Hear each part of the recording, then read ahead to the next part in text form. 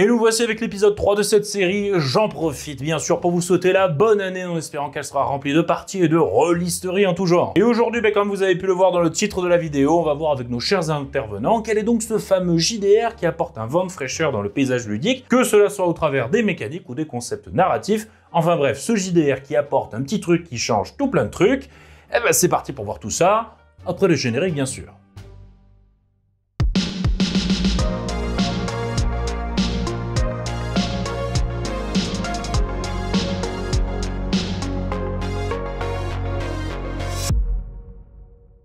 J'aime beaucoup Alice is Missing, c'est un JDR sans MJ qui se déroule en une séance et qui se joue entièrement par texte. Genre on parle pas en fait, on fait juste s'envoyer des messages. En fait, les joueurs sont un groupe d'ados dans une petite ville américaine après que leur amie Alice ait mystérieusement disparu. Et entre nous, on envoie des messages pour spéculer un peu sur ce qu'aurait pu lui arriver. Il y a un timer de 90 minutes et à la fin du timer, peu importe ce qui se passe, on retrouvera Alice, qu'elle soit vivante ou pas d'ailleurs. Et au fur et à mesure du jeu, il y a des cartes événements à retirer à des timings particuliers qui en fait vont rythmer un petit peu la partie. C'est un jeu avec énormément de tension, genre j'ai jamais autant transpiré pendant un JDR et j'ai même carrément versé une petite larme à la fin.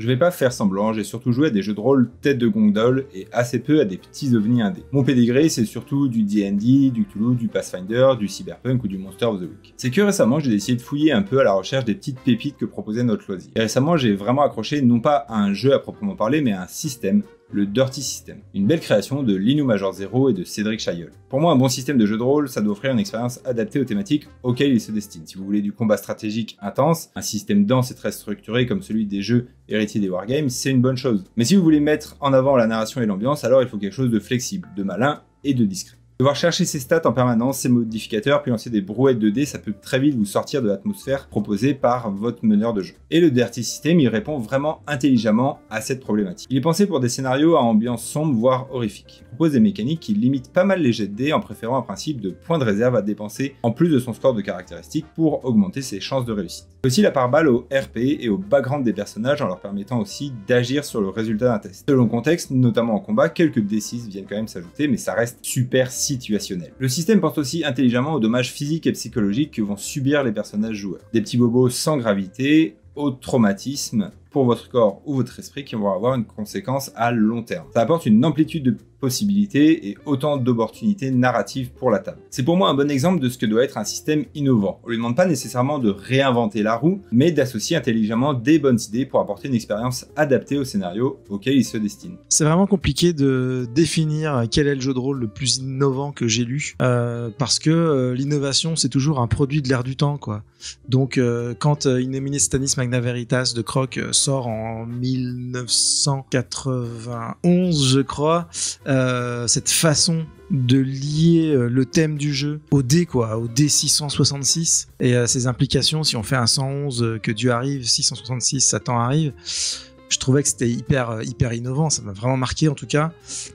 Sinon, dans les jeux plus récents, quand même, j'aime assez l'anneau unique parce que je trouve qu'il a réussi à amener, à vraiment amener des concepts méta, c'est-à-dire qu'on essaie plus d'être dans la simulation, mais on essaie de trouver des mécanismes de règles qui sont sympas, qui viennent plus du jeu de société et qui vont nous permettre de raconter l'histoire de ce qu'on fait, tout en restant un jeu de rôle assez classique en fait. Donc ça, je trouve par exemple moi que c'est très innovant. Et d'ailleurs, le jeu a meilleure presse aujourd'hui qu'il y a 10 ans quand il est sorti la première fois, alors c'était déjà ces principes-là qui étaient à l'œuvre. Moi, je suis pas très orienté sur les systèmes de jeu. Alors, on peut être innovant en dehors du système, hein, je dirais, via le contexte ou les thématiques.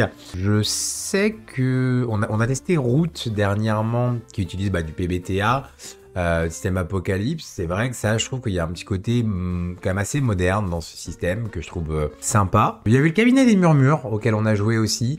Moi, c'est pas forcément ce que je préfère, mais ce côté être plusieurs à contrôler l'esprit d'un personnage, je pense qu'il y a quelque chose qui est assez innovant pour le coup, qui change un petit peu des classiques auxquels je peux jouer. Et sinon, je dirais que c'est pas tellement un jeu de rôle, mais moi, quelque chose que je trouve assez innovant dans la pratique, c'est quand on change un petit peu. Je sais que j'ai déjà maîtrisé à 2 mètres du jeu par exemple, ça j'avais trouvé ça assez innovant, assez rafraîchissant, où on a eu l'occasion de faire une partie en public et d'avoir le public comme PNJ, c'était assez innovant. Alors c'est pas un jeu directement, c'est plus une forme de pratique du jeu de rôle qui je trouve est un peu rafraîchissante quand on a beaucoup joué. Un jeu de rôle qu'on m'a fait découvrir il y a 1 an ou 2 et qui m'avait vraiment marqué, et c'est paradoxal parce que c'est un jeu de rôle que j'ai trouvé innovant alors que c'est un jeu de rôle qui revient en arrière, c'est Dungeon Crawl Classics, qui est un jeu de rôle qui reproduit en fait toute l'esthétique et le style des donjons à l'ancienne et du Dungeon Crawl de l'époque de AD&D dans les années 80, avec des donjons extrêmement difficiles, extrêmement punitifs, avec des règles plus complexes mais en même temps qui semblent être un petit peu remises au goût du jour pour pas simplement recopier ce qui se faisait à l'époque et faire quand même quelque chose qui est assez jouable selon les goûts d'aujourd'hui. Et avec une ambiance très très différente de ce qu'on peut retrouver dans les dungeon crawl d'aujourd'hui, où vous n'êtes pas un héros, vous êtes vraiment un genre de paysan qui sert pas à grand chose, qui, s'il devient héros, ce sera par accident, et généralement vous commencez la partie en ayant 3 ou 4 personnages sous vos ordres, parce que c'est très probable que l'un d'entre eux va crever dès la première ouverture de porte, tous les pièges sont extrêmement dangereux. Du coup, ça fait une ambiance qui est très différente de ce à quoi on est habitué aujourd'hui, tout en remontant dans le temps, mais en proposant quelque chose d'assez nouveau. En tout cas, c'est un jeu qui m'a bien marqué pour cette machine à remonter dans le temps, qui fait remonter des bons souvenirs que je n'ai pas. Le jeu de rôle le plus innovant, eh bien Joker. Honnêtement, Joker, j'en ai pas la moindre idée, j'en ai clairement pas testé assez, parce que je pense que mes comparses maîtres de jeu doivent très bien le savoir, c'est impossible d'être bon partout. Donc c'est vrai qu'à l'heure actuelle, j'ai beaucoup de lacunes sur D&D et le lore, et je me focalise vraiment à apprendre toutes les règles par cœur, à apprendre tout le lore par cœur, parce que certes, la lance brisée, on a notre propre lore, mais je masterise aussi des bouquins de D&D à titre associatif et compagnie, et voilà, je veux vraiment faire les choses bien. Donc j'en sais rien, j'ai pas testé assez de choses. Je ne pense pas avoir joué à suffisamment de jeux de rôle pour pouvoir répondre vraiment à cette question, parce que ça fait quand même pas très longtemps que je me suis remis dans ce genre de jeu. Du coup, je vais plutôt rechercher des mécaniques qui diffèrent un peu du rouleau compresseur de règles de Donjons et Dragons, et puis des univers un petit peu originaux. Donc, par exemple, je vais revenir à mon petit Dark Souls, que voici, que voilà. Voilà ce superbe volume. Donc là, j'avais vraiment apprécié la mécanique des souvenirs qui est liée autour de la mort des personnages. Donc quand un personnage a perdu tous ses souvenirs, et ben hop, finito, il est mort définitivement et il faut recréer un personnage. Donc très punitif, mais en même temps, il faut réfléchir à 2 fois avant de foncer à la baston allègrement en infériorité numérique. Je pense aussi au mélange des genres, par exemple avec Frostgrave ou Ranger of Shadow Deep. Voilà, où là on a vraiment le mélange, on est vraiment à la croisée des chemins entre le wargame et le jeu de rôle, parce que c'est un jeu de figurines tactique et narratif, avec le terrain, les décors, les combats et évidemment l'histoire, la fiche de personnage. Et puis après, au niveau des univers un peu qui changent, qui font plaisir à voir, il y aurait aussi les apprentis sorciers, où là on est vraiment plus dirigé vers un univers à la Terry Pratchett, burlesque, ce qui change pas mal du coup des cadres bien connus, bien posés de l'heroic fantasy habituel, avec toutes les classes, les races habituelles, les elfes, les nains, les orques comme on a dans Donjons et Dragons, ou tout simplement dans l'univers de Tolkien. Hein. Alors, le jeu de rôle que je trouve le plus innovant, c'est Perdu sous la pluie, juste parce qu'on l'a testé hier, et que j'ai vraiment kiffé la façon de jouer. En fait, on était 3, et on alternait, il y avait 2 MJ, une joueuse, 2 MJ, une joueuse, 2 MJ, une joueuse. Et du coup, j'ai adoré le fait d'alterner, à conseiller par contre pour des joueurs expérimentés, MJ qui ont déjà fait ça. Voilà. Oui, pour pas être perdu, franchement. Mais c'était excellent. Nous, on a adoré. Et pour des parties très courtes. Et donc, le jeu, moi, que j'aimerais conseiller, en tout cas, le jeu de rôle qui est le plus innovant pour moi, c'est tout ce qui touche au jeu de rôle solo. Alors, je sais que ça date pas d'aujourd'hui, mais quand même, moi, j'ai découvert ça avec Chicago's Kitchen, de Jérôme Miozo, que j'ai trop kiffé. Et là, il y en a un que je veux absolument tester qui s'appelle La Voix du Chat, et c'est celui qui me tente le plus. Donc, pourquoi innovant? Parce que on joue tout seul, mais ça reste des jeux qu'on peut adapter, tu vois, qu'on peut faire à plusieurs. Et il suffit d'avoir soit des dés, soit des cartes, et d'avoir un petit carnet. Même on n'est pas obligé d'écrire si on veut, et on peut partir dans sa tête, et j'adore. Alors, en JDR qui est innovant, en première intention, je vous aurais parlé du cabinet des murmures. Mais tout compte fait, je préfère vous toucher 2 mots à propos de Inachevé, tout simplement parce que je trouve que son concept apporte quelque chose de plus aujourd'hui au milieu JDR. Si vous ne connaissez pas Inachevé, le concept est que vous allez interpréter donc des sculptures inabouties faites par des artistes sculpteurs. Ces sculptures donc vont commencer à prendre vie dans un univers un petit peu parallèle où il y a toutes les sculptures qui n'ont pas été finies par leur créateur.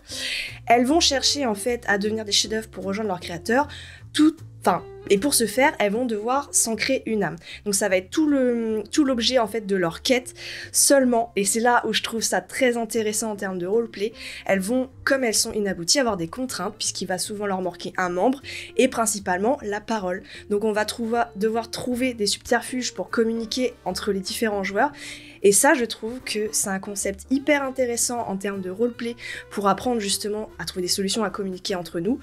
Et c'est génial, c'est novateur. Voilà, ça apporte quelque chose de différent. On va pouvoir se concentrer un petit peu plus à écouter les joueurs avec qui on va jouer, à se concentrer un petit peu sur les actions, mais d'un point de vue totalement différent. Donc venez découvrir Inachevé. Alors là, je suis un peu embêté pour répondre à cette question parce que selon moi, j'ai pas assez joué à d'ovnis ludiques, on va dire. Tu vois, j'ai pas été assez aventureux sur ce terrain-là, je le reconnais. Par contre, si, il y en a quand même un, Space Horror Story de Olivier Ranicio, alias Alnom 6, que je trouve très intelligent dans sa manière de gérer la tension, le stress, avec un système de cartes que tu vas devoir évacuer en partie, pour évacuer ton stress en quelque sorte, et qui en plus vont pousser à la narration, c'est-à-dire tu peux pas les jouer n'importe comment, hein. Derrière ça provoque du récit de l'histoire, et aussi très intelligent ce jeu de rôle-là dans sa manière de gérer une partie, c'est-à-dire comment il va gérer les différentes étapes du scénario d'horreur pour te pousser à rester dans les canons du film d'horreur, si tu veux, et c'est vraiment intelligemment fait. Ça permet d'organiser ta partie de manière très intelligente et de manière très efficace dans comment l'horreur est suggérée, comment elle se manifeste, comment elle vient te bouffer, et puis comment tout ça se conclut, quoi. Là, je vais en coller 3, parce que c'est 3 axes différents. D'Eprofundis, pour la même raison que c'est le jeu de rôle qui m'a le plus marqué. C'est vraiment un jeu qui remplace les règles par des guides de bonne pratique, de bonne conduite les uns envers les autres, créer une histoire ensemble. Ça me semble extrêmement novateur et pertinent. On touche quelque chose qui est de la racine de notre passion, dégagé en plus de tout le côté mathématico-ludique, le côté jeu de société. Voilà, tout ça, ça dégage, puis on atteint un jeu de rôle sur une autre dimension que certains n'aiment pas du tout parce que justement c'est trop théâtral, trop machin. Moi je surkiffe. Après des choses que je trouve très très innovantes, par exemple qui va bientôt sortir Nobi Nobi, parce que du coup c'est pareil, ce qui est considéré habituellement comme du jeu de rôle, le support physique, le bouquin et les dés est complètement transformé, on est sur de la carte, c'est un truc que tu peux faire du jeu de rôle dans les bars à jeux, hop, t'as Nobi Nobi, ça passera bien, ça sera rapide, ça sera, voilà, donc Nobi Nobi très innovant, et puis en bien innovant aussi, tu peux citer très très bon le boulot de Jantet sur Conan et Sonja contre les ninjas, où là le délire c'est un joueur, plusieurs MJ, où t'es dans une autre approche qui est très très bon, et puis histoire de le citer quand même, Sombre, parce que mécaniquement c'est le truc, des trucs les plus épurés, les plus travaillés de France, c'est une dinguerie. Voilà. Alors moi de mon côté, je vais citer un jeu de rôle que j'ai déjà abordé quelques fois sur ma chaîne, et c'est Blades in the Dark, et plus précisément le système Forged in the Dark, qui est une sorte de PBTA si on peut dire, du moins dans sa manière d'aborder le jeu, un petit peu plus approfondi quand même. Et ce que je trouve très innovant comme mécanique dans ce système, c'est ce qu'ils appellent le flashback. En gros, les joueurs vont pouvoir dépenser de la ressource qu'on appelle le stress, pour pouvoir mettre la partie en pause et demander au maître du jeu de jouer une scène dans le passé qui va apporter un élément qui va changer le présent. Bon, c'est peut-être pas super clair, donc je vais juste donner un exemple rapide. Par exemple, admettons, les PJ doivent faire une embuscade d'un convoi. Au moment où l'attaque se passe, il y a des renforts imprévus qui arrivent par un pont. Là, il y a un des joueurs qui peut dépenser une grosse quantité de stress et demander un flashback avec comme intention que son perso ait posé des charges explosives sous le fameux pont. Du coup, là, la partie est mise en pause et le joueur et le MJ joue rapidement la scène dans le passé pour voir si tout se passe bien, s'il y a des petites modifications, etc., avec le maître du jeu qui dit bien évidemment si c'est possible ou pas. Bon, il faut que ça reste quand même rapide, mais une fois que tout ça c'est fait, on reprend la partie avec le fameux plot twist que le PJ avait pensé à couvrir les arrières du groupe en piégeant le pont. Et en fait, à mon sens, si on doit considérer une mécanique comme innovante, il faut qu'elle puisse résoudre un problème récurrent dans le gameplay classique des parties. Et là, c'est ce qui est super justement avec ce concept de flashback, c'est qu'on se débarrasse ainsi des phases de planification interminable où les joueurs vont essayer de prévoir le moindre aléa possiblement envisageable dans le but de créer le plan parfait sans accroc. Ce qui n'arrivera de toute façon pas. Voilà, donc c'est du temps perdu quoi. Mais en même temps c'est normal parce que comme ils ont peur de se retrouver bloqués, ils passent des heures à planifier le moindre scénario catastrophe. Et là le truc qui est bien, c'est que comme ils savent qu'ils pourront réagir sur le tas entre guillemets grâce à une mécanique du jeu tout en gardant le côté RRP que leur personnage avait prévu le coup quand même. Ce qui en plus de ça d'ailleurs rajoute un peu plus de cinématographie à la scène où tout le monde se retrouve surpris comme dans un film où le PJ d'un coup sort une idée de son chapeau en disant mais oui mais j'avais prévu le truc etc. sans que ce soit besoin que ce soit les joueurs qui se triturent l'esprit comme pas possible. Donc voilà en gros avec cette mécanique et d'autres mécaniques qu'il y a dans Blades in the Dark c'est vraiment tout bénef et d'ailleurs n'hésitez pas à reprendre ce concept de stress et de flashback dans votre jeu de rôle. Pour l'avoir fait, franchement, ça ne fait que catalyser vos parties et pour le fun de tout le monde. Voilà. Donc, et en plus de ça, on gagne du temps. Donc vraiment, tout bénef comme je le disais.